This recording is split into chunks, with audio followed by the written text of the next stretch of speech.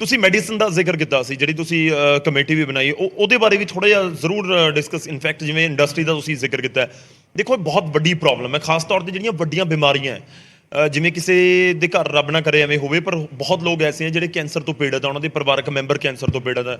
ਅਣਗਿਣਤ ਅਜਿਹੇ ਲੋਕ ਹੈ ਜਿਨ੍ਹਾਂ ਦੇ ਨਾਲ ਪਰਸਨਲੀ ਤੌਰ ਦੇ ਉੱਤੇ ਗੱਲ ਕਰੋ ਤਾਂ ਉਹ ਕਹਿੰਦੇ ਜੀ ਫਲਾਣੀ ਜਗ੍ਹਾ ਤੋਂ ਲੈ ਲਓ, ਸੇਮ ਚੀਜ਼ ਤੁਹਾਨੂੰ ਮਿਲੇਗੀ 2000 ਰੁਪਏ ਦੀ। ਅੱਛਾ, ਕਿਸੇ ਟਰਸਟ ਵਾਲਿਆਂ ਤੋਂ ਜਾ ਕੇ ਲੈ ਲਓ, ਜਿਵੇਂ ਹੋਮੀ ਭਾਬਾ ਵੀ ਹੈ ਕੈਂਸਰ ਸਪੈਸ਼ਲਿਸਟ ਹਸਪੀਟਲ, ਤਾਂ ਉੱਥੇ ਉਹੀ ਚੀਜ਼ ਹੋ ਸਕਦਾ ਤੁਹਾਨੂੰ 150 ਦੀ ਮਿਲ ਰਹੀ ਹੋਵੇ, 100 ਰੁਪਏ ਦੀ ਮਿਲ ਰਹੀ ਹੋਵੇ। ਕੀ ਨਿਚੋੜ ਕੱਢਿਆ ਸੰਧਵਾ ਸਾਹਿਬ ਤੁਸੀਂ ਕਿ ਇਹ ਪੋਸੀਬਿਲਿਟੀ ਹੈ ਕਿ ਇਹਨਾਂ ਦੇ ਉੱਤੇ ਕੋਈ ਕੈਪਿੰਗ ਕੀਤੀ ਜਾ ਸਕੇ ਜਾਂ ਲਗਾਮ ਲਗਾਈ ਜਾ ਸਕੇ, ਲੋਕਾਂ ਦੀ ਲੁੱਟ ਨਾ ਹੋਵੇ? ਬਹੁਤ ਔਖੇ ਨੇ ਲੋਕ। ਜਦੋਂ ਸਵਰਗੀ ਰਾਮ ਵਿਲਾਸ ਪਾਸਵਾਨ ਕੈਮੀਕਲ ਤੇ ਫਰਟੀਲਾਈਜ਼ਰ ਮਿਨਿਸਟਰ ਸੀ, ਉਦੋਂ ਇਹ ਮੁੱਦਾ ਬੜਾ ਉੱਠਿਆ ਸੀ ਤੇ ਉਹਨਾਂ ਨੇ ਇਹ ਐਲਾਨ ਵੀ ਕਰ ਦਿੱਤਾ ਸੀ, ਮਤਲਬ ਉਹਨਾਂ ਵੱਲੋਂ ਮਤਲਬ ਇਸ ਤਰ੍ਹਾਂ ਦੀ ਇਨਫੋਰਮੇਸ਼ਨ ਆਉਣੀ ਸ਼ੁਰੂ ਹੋ ਗਈ ਸੀ। ਐਲਾਨ ਸ਼ਾਇਦ ਨਹੀਂ ਹੋਇਆ ਸੀ, ਇਨਫੋਰਮੇਸ਼ਨ ਸ਼ੁਰੂ ਹੋ ਗਈ, ਉਹ ਤੇ ਸਰਕਾਰ ਐਕਸ਼ਨ ਲਏਗੀ, ਪਰ ਉਹ 2-3 ਦਿਨ ਦੇ ਵਿੱਚ ਹੀ ਕਹਾਣੀ ਫਿਰ ਉੱਥੇ ਚਲੀ ਗਈ ਉੱਪਰਲੇ ਲੈਵਲ ਤੇ ਨੈਟਵਰਕ। ਔਰ ਉਹਦਾ ਮਤਲਬ ਇਹ ਕਿੰਨੇ ਸ਼ਕਤੀਸ਼ਾਲੀ ਹੈ ਉਹਦੀ ਮੈਂ ਤੁਹਾਨੂੰ ਐਗਜ਼ਾਮਪਲ ਦੱਸਦਾ। ਅਸੀਂ ਫਰੀਦਕੋਟ ਮੈਡੀਕਲ ਕਾਲਜ ਦੇ ਜਿਹੜੇ ਕੈਂਸਰ ਪੇਸ਼ੈਂਟ ਆ ਉਹਨਾਂ ਨੂੰ ਦਵਾਈਆਂ ਦਿੰਦੇ ਹੁੰਦੇ ਸੀ, ਮਤਲਬ ਜਿਹੜੇ ਗਰੀਬ ਹੈ, ਜਿਹੜੇ ਨਹੀਂ ਖਰੀਦ ਸਕਦੇ। ਠੀਕ ਹੈ। ਤਾਂ ਸਾਡਾ ਇੱਕ ਸਾਥੀ ਹੈ ਡਾਕਟਰ ਜੌੜਾ, ਉਹਨੇ ਕਿਹਾ ਕਹਿੰਦਾ ਤੁਸੀਂ ਕਿੰਨੇ ਨੂੰ ਦੇ ਲਓਗੇ? ਇਹਦਾ ਜਿਹੜੀ 10 ਰੁਪਏ ਵਾਲੀ ਚੀਜ਼ ਆ ਉਹ 1000 ਦੀ ਵਿਕਦੀ ਇੱਥੇ। ਐਕਚੁਅਲ ਪ੍ਰੈਕਟੀਕਲ ਗੱਲ ਹੈ, ਪ੍ਰੈਕਟੀਕਲ ਗੱਲ ਹੈ। ਉਹ ਅਸੀਂ ਬਿੱਲ ਵੀ ਦੇਖੇ, 1980 ਦਾ ਇੱਕ ਟੀਕਾ ਸੀ, ਉਹ ਕੈਮਿਸਟ ਨੂੰ 1980 ਦਾ ਪੈਂਦਾ, ਲੇਕਿਨ ਉਹਦੇ ਉੱਪਰ MRP ਲਿਖੀ ਹੈ 19800। ਅੱਛਾ, ਉਹ ਜਿਹੜਾ ਡਿਸਕਾਊਂਟ ਦੇਣਾ, ਉਹ ਜਿਹੜਾ ਤੁਹਾਡੇ ਵਰਗਾ ਸੂਟਡ ਬੂਟਡ ਬੰਦਾ ਟਾਈ ਟੂਈ ਲੱਗੀ ਉਹਨੂੰ 10% ਦੇਣ ਦਾ ਬੜਾ ਖੁਸ਼ ਹੋ ਜਾਂਦਾ ਸੀ। ਜੇ ਕੋਈ ਸੱਚੀ ਕੋਈ ਗਰੀਬ ਬੰਦਾ, ਉਹ ਕੈਮਿਸਟ ਦੀ ਮਰਜ਼ੀ ਆ, ਉਹਨੂੰ 50% ਵੀ ਦੇ ਦਿੰਦਾ ਸੀ। ਕੀ ਖੁਦ ਨੂੰ ਹੀ ਤਰਸ ਆ ਗਿਆ ਕਿ ਉਹ ਤਰਸ ਦੇ ਦਿੰਦਾ। ਉਹ ਜਮਾ ਹੀ ਕੋਈ ਗਰੀਬ ਹੈ, ਮਤਲਬ 1980 ਤੋਂ ਲੈ ਕੇ 19800 ਤੱਕ ਕਿਤੇ ਵੀ ਦੇ ਉਹਨੂੰ ਫਾਇਦਾ ਹੀ ਹੈ। ਸੋ ਇਸ ਚੀਜ਼ ਨੂੰ ਅਸੀਂ ਰੋਕਣ ਵਾਸਤੇ ਗੁਰਪ੍ਰੀਤ ਚੰਦ ਬਾਜਾ ਜੀ ਹੋਰੀ ਤੇ ਅਸੀਂ ਇੱਕ ਲੈਟਰ ਲਿਖਿਆ ਪ੍ਰੈਜ਼ੀਡੈਂਟ ਆਫ ਇੰਡੀਆ ਨੂੰ, ਉਸ ਤੋਂ ਥੱਲੇ ਸਾਰੇ ਪੋਲੀਟੀਕਲ ਪੋਸਟਾਂ ਜਿਹੜੀਆਂ ਸਾਰੀਆਂ MLA ਤੱਕ ਜੀ ਹੈ। ਤਾਂ ਹੁਣ ਜਮਾਤ ਸਾਡੀ ਹੈ, ਕਿਸੇ ਦਾ ਕੋਈ ਜਵਾਬ ਨਹੀਂ ਆਇਆ, ਸਿਰਫ ਅਰਵਿੰਦ ਕੇਜਰੀਵਾਲ ਦਾ ਜਵਾਬ ਆਇਆ ਸੀ ਕਿ ਅਸੀਂ ਤੁਹਾਡਾ ਇਹ ਲੈਟਰ ਰਿਸੀਵ ਕਰ ਲਿਆ। ਤੇ ਇੱਕ ਜਵਾਬ ਆਇਆ ਸੀ chief justice Punjab and Haryana high court ਦਾ, ਉਹਨਾਂ ਨੇ ਉਹ 4 ਲਾਈਨ ਦੀ ਚਿੱਠੀ ਨੂੰ PIL ਮੰਨਿਆ, HC ਅਰੋੜਾ ਨੂੰ ਐਮਿਕਸ ਕਿਊਰੀ ਨਿਯੁਕਤ ਕੀਤਾ ਤੇ ਕੈਂਸਰ ਦੀਆਂ ਬਹੁਤ ਸਾਰੀਆਂ ਦਵਾਈਆਂ ਜਿਹੜੀਆਂ ਐਸੈਂਸ਼ੀਅਲ ਡਰੱਗ ਸੀ ਉਹਨਾਂ ਦੀ ਪ੍ਰਾਈਸ ਨੂੰ ਰੈਗੂਲੇਟ ਕਰਤਾ। ਲੇਕਿਨ ਉਹਦੇ ਨਾਲ ਇੱਕ, ਜਿੱਥੋਂ ਮੈਂ ਤੁਹਾਨੂੰ ਇਹਨੇ ਤਾਕਤ ਦੀ ਗੱਲ ਦੱਸਦਾ, ਇਹ ਜਿਹੜਾ ਇਹ ਇੰਡਸਟਰੀ ਹੈ, ਜਿਹੜੀ ਫਾਰਮਾ ਇੰਡਸਟਰੀ ਦੀ ਤਾਕਤ ਕਿੰਨੀ ਹੈ, ਉਹਦੇ ਨਾਲ ਐਕਟ ਦੇ ਵਿੱਚ ਇੱਕ ਪ੍ਰੋਵੀਜ਼ਨ ਸੀ ਵੀ ਜਿਹੜੀਆਂ ਮਹਿੰਗੀਆਂ, ਜਿਹੜੀਆਂ ਸ਼ੈਡਿਊਲਡ ਤੇ ਨਾਨ ਸ਼ੈਡਿਊਲਡ ਡਰੱਗਸ ਹੈ, ਠੀਕ ਹੈ ਜੀ, ਮਹਿੰਗੀਆਂ ਤੇ ਸਸਤੀਆਂ ਜਿਹੜੀਆਂ ਕਹਿ ਲਓ, ਦਵਾਈ ਤੇ ਦਵਾਈ ਹੈ ਨਾ ਜੀ, ਕੋਈ ਘਟੀਆ ਵਧੀਆ ਤਾਂ ਹੋ ਨਹੀਂ ਸਕਦੀ, ਜਾਂ ਤਾਂ ਦਵਾਈ ਹੈ ਤੇ ਜਾਂ ਜ਼ਹਿਰ ਹੈ। ਬਿਲਕੁਲ, ਉਹਨਾਂ ਦੀ ਪੈਕਿੰਗ ਲਾਲ ਅੱਡ ਤੇ ਹਰੀ ਅੱਡ ਕਰਨ ਦਾ ਸੀ, ਤਾਂ ਕਿ ਪਤਾ ਲੱਗ ਜਾਵੇ ਵੀ ਡਾਕਟਰ ਨੇ ਕਿਹੜੀ ਦਵਾਈ ਮਹਿੰਗੀ ਦਿੱਤੀ ਹੈ ਕਿ ਸਸਤੀ ਦਿੱਤੀ। ਇਹ ਐਕਟ ਦੇ ਵਿੱਚ ਸੀ। ਹਾਈ ਕੋਰਟ ਨੇ ਇਹ ਡਾਇਰੈਕਸ਼ਨ ਕਰਤੀ ਕਿ ਇਸ ਕਲੌਜ਼ ਨੂੰ ਵੀ ਲਾਗੂ ਕੀਤਾ ਜਾਵੇ ਵੀ ਪੈਕਿੰਗ ਹਰੀ ਤੇ ਲਾਲ ਹੋਵੇ। 1 ਮਹੀਨੇ ਦਾ ਸਮਾਂ ਦੇਤਾ। ਅਸੀਂ ਮਹੀਨੇ ਬਾਅਦ 2 ਮਹੀਨੇ ਬਾਅਦ ਅਰੋੜਾ ਸਾਹਿਬ ਕੋਲੇ ਆਏ। ਅਸੀਂ ਕਿਹਾ ਅਰੋੜਾ ਸਾਹਿਬ ਵੀ ਇਹ ਲਾਗੂ ਨਹੀਂ ਹੋਇਆ, ਹਾਈ ਕੋਰਟ ਨੇ ਤਾਂ ਯੂਨੀਅਨ ਗਵਰਨਮੈਂਟ ਨੂੰ ਪਾਰਟੀ ਬਣਾ ਕੇ ਕਿਹਾ ਸੀ ਵੀ 1 ਮਹੀਨੇ ਦੇ ਵਿੱਚ ਲਾਗੂ ਹੋਣਾ ਚਾਹੀਦਾ। ਕਹਿੰਦੇ ਜੀ ਕੋਰਟਾਂ ਨੇ ਤਾਂ ਕਾਨੂੰਨ ਹੀ ਲਾਗੂ ਕਰਦੇ ਆ ਨਾ, ਤੇ ਉਹਨਾਂ ਨੇ ਮਹੀਨੇ ਦੇ ਵਿੱਚ ਕਾਨੂੰਨ ਹੀ ਬਦਲਤਾ ਸੀ। ਇਹ ਤਾਕਤ ਹੈ। ਸੋ ਉਹਨਾਂ ਨੂੰ ਇਹ ਲੋਕਾਂ ਦੀ ਤਾਕਤ ਨਾਲ ਹੀ ਆਪਾਂ ਉਹਨੂੰ ਕਰ ਸਕਦੇ ਹਾਂ। ਪੋਸੀਬਲ ਹੈ, ਬਿਲਕੁਲ ਰੈਗੂਲੇਟ ਕੀਤੀਆਂ ਜਾ ਸਕਦੀਆਂ। ਮੈਂ ਉਹੀ ਜਾਣਨਾ ਚਾਹ ਰਿਹਾ ਸੀਗਾ, ਕਿਉਂਕਿ ਬਹੁਤ ਸਾਰੀਆਂ ਚੀਜ਼ਾਂ ਔਰ ਲੋਕਾਂ ਦੀਆਂ ਸਮੱਸਿਆਵਾਂ ਚਿੱਠੀਆਂ, ਮੇਲਸ ਔਰ ਪਟੀਸ਼ਨਾਂ ਦੇ ਵਿਚਾਲੇ ਰੁਲ ਜਾਂਦੀਆਂ, ਇਹ ਸੱਚ ਹੈ। ਹੁਣ ਕੀ ਤਾਕਤ ਹੈ ਸਰ, ਸਮਝਾਓ ਕਿ ਜੇ ਕਿਹਾ ਜਾਂਦਾ ਕਿ ਲੋਕਤੰਤਰ ਦੇ ਵਿੱਚ ਤਾਂ ਜਨਤਾ ਦੀ ਵੋਟ ਦੀ ਤਾਕਤ ਸਭ ਤੋਂ ਵੱਡੀ ਹੈ, ਤਾਂ ਉਹ ਤਾਂ ਤੁਹਾਡੇ ਵਾਲੇ ਪਾਸੇ ਕਰਤੀ ਨਾ ਲੋਕਾਂ ਨੇ। ਸੋ ਉਸੇ ਤਾਕਤ ਨੂੰ ਆਪਾਂ ਯੂਜ਼ ਕਰਨ ਦਾ ਕੋਸ਼ਿਸ਼ ਕਰ ਰਹੇ ਹਾਂ। ਸਾਡੇ MLA ਸਾਹਿਬਾਨ ਨੂੰ ਪਤਾ ਹੀ ਨਹੀਂ ਸੀ, ਬਹੁਤੇ MLA ਸਾਹਿਬਾਨ ਨੂੰ, ਕਿਉਂਕਿ ਉਹਨਾਂ ਦਾ ਫੀਲਡ ਨਹੀਂ ਸੀ ਇਹ। ਸੋ ਇਹਦੇ ਬਾਰੇ ਦੱਸਿਆ, ਹੁਣ ਸਾਰਿਆਂ ਨੇ ਡਿਸਕਸ਼ਨ ਕੀਤੀ, ਹੁਣ ਮਤਾ ਪਾਸ ਕਰਤਾ, ਉਹ ਗਵਰਨਰ ਸਾਹਿਬ ਦੇ ਰਾਹੀਂ ਕੇਂਦਰ ਸਰਕਾਰ ਨੂੰ ਭੇਜਿਆ ਜਾਊਗਾ। ਸੋ ਇਸ ਤਰ੍ਹਾਂ ਦੇ ਜੀ ਸਾਰੀਆਂ ਸਟੇਟਾਂ 'ਚ ਹੋਣ ਲੱਗ ਪੈਣ ਤੇ ਫਿਰ ਇੱਕ ਦਬਾਅ ਬਣੇਗਾ ਓਵਰਆਲ ਦੇਸ਼ ਪੱਧਰ ਤੇ। ਮੈਂ ਇਸ ਕਰਕੇ ਕਹਿ ਰਿਹਾ ਕਿਉਂਕਿ ਮੈਂ ਲਾਸਟ ਸਵਾਲ ਇਸੀ ਸੈਗਮੈਂਟ ਦੇ ਨਾਲ ਜੁੜਿਆ ਹੋਇਆ ਪੁੱਛ ਰਿਹਾ, ਕੋਈ ਇਫੈਕਟ, ਕੋਈ ਇੰਪੈਕਟ ਨਜ਼ਰ ਆਏਗਾ ਜਾਂ ਆ ਸਕਦਾ ਹੈ? ਕਿਉਂਕਿ ਬਹੁਤ ਸਾਰੇ ਲੋਕ ਇਸ ਸਮੇਂ ਤੁਹਾਨੂੰ ਸੁਣ ਰਹੇ ਹੋਣੇ ਆ। ਮੈਂ ਵਾਰ-ਵਾਰ ਇਸ ਕਰਕੇ ਜ਼ਿਕਰ ਕਰ ਰਿਹਾ ਕਿ ਖਾਸ ਤੌਰ ਤੇ ਮਾਲਵੇ ਤੋਂ ਤੁਸੀਂ ਵੀ ਆਉਂਦੇ ਹੋ, ਬਹੁਤ ਔਖੇ ਨੇ ਲੋਕ ਜਿਨ੍ਹਾਂ ਦੇ ਘਰ ਕੋਈ ਕੈਂਸਰ ਦਾ ਪੇਸ਼ੈਂਟ ਆ ਜਾਵੇ ਨਾ, ਤਾਂ ਸਮਝ ਲਓ ਉਹਨਾਂ ਦੇ ਦਿਮਾਗ ਦੇ ਵਿੱਚ ਪਹਿਲੀ ਗੱਲ ਆਉਂਦੀ ਹੈ ਕਿ ਸਾਡਾ ਜੀ ਬਚੇਗਾ ਜਾਂ ਨਹੀਂ, ਪਤਾ ਨਹੀਂ। ਸਾਰਾ ਕੁਝ ਹੋ ਸਕਦਾ, ਸਾਰਾ ਕੁਝ ਜੀ, ਰਿਸ਼ਤੇ ਟੁੱਟ ਜਾਂਦੇ ਆ, ਘਰ ਵਿਕ ਜਾਂਦੇ। ਬਿਲਕੁਲ ਉਹਨਾਂ ਲਈ ਇਹ ਉਮੀਦ ਦੀ ਗੱਲ ਹੈ ਕਿ ਹੁਣ ਲੋਕਾਂ ਨੂੰ ਪਹਿਲਾਂ ਲੋਕਾਂ ਨੂੰ ਪਤਾ ਹੀ ਨਹੀਂ ਸੀ ਵੀ ਸਾਨੂੰ ਲੁੱਟਿਆ ਜਾ ਰਿਹਾ। ਸਾਨੂੰ ਐਂ ਲੱਗਦਾ ਸੀ ਦਵਾਈ ਇੰਨੀ ਮਹਿੰਗੀ ਹੁੰਦੀ ਹੈ।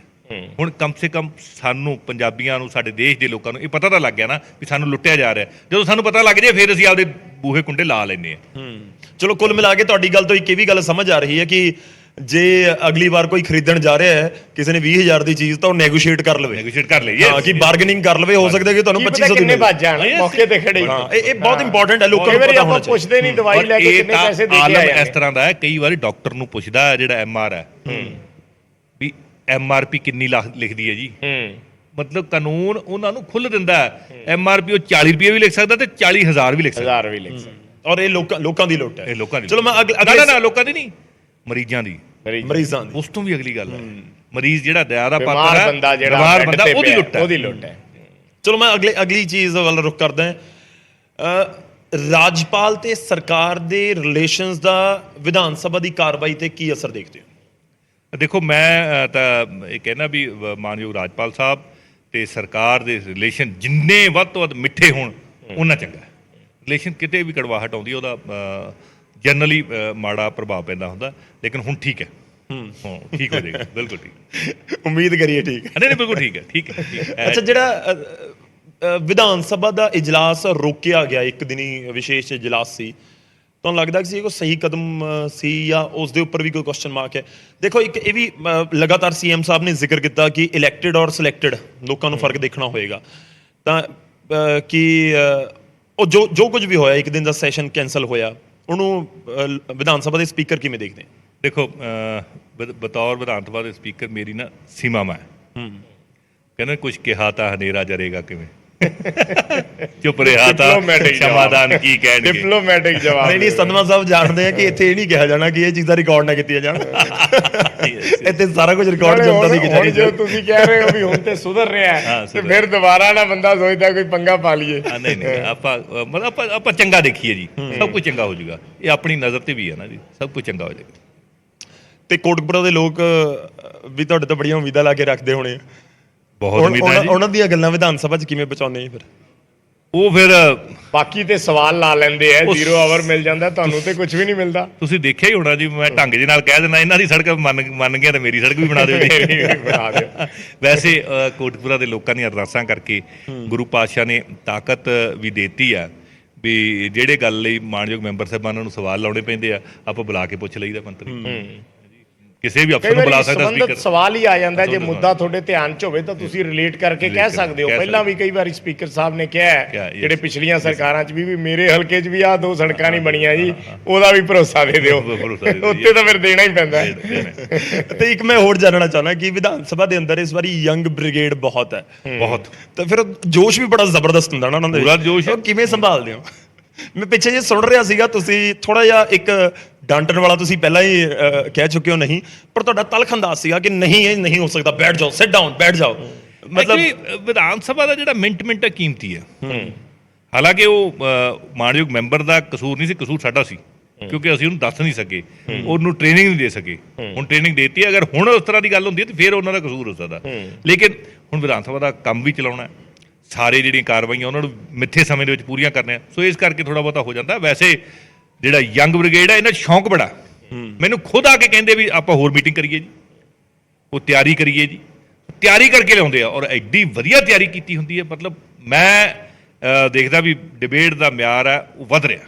ਤੇ ਕੋਈ ਐਸਾ ਹੈ ਸਦਨ ਦੇ ਅੰਦਰ ਜਿਹਨੂੰ ਸੁਣਨ ਨੂੰ ਕੁਲਤਾਰ ਸੰਧਵਾ ਖੁਦ ਵੀ CM ਸਾਹਿਬ ਦਾ ਜ਼ਿਕਰ ਨਾ ਕਰਿਓ, ਜੇ ਹੋ ਸਕੇ ਤਾਂ ਵਿਰੋਧੀਆਂ ਦੇ ਵਿੱਚੋਂ ਦੱਸ ਦਿਓ ਕੋਈ, ਕਿ ਜਿਸ ਨੂੰ ਸੁਣਨ ਦੇ ਲਈ ਤੁਹਾਨੂੰ ਵੀ ਲੱਗੇ ਕਿ ਅੱਛਾ ਅੱਜ ਇਹਨਾਂ ਨੇ ਬੋਲਣਾ ਤਾਂ ਇਹ ਬੜੀ ਸੋਲਿਡ ਜੀ ਢੁਕਵੀਂ ਗੱਲ ਕਰਨਗੇ, ਮੈਂ ਵੀ ਸੁਣਾਂਗਾ।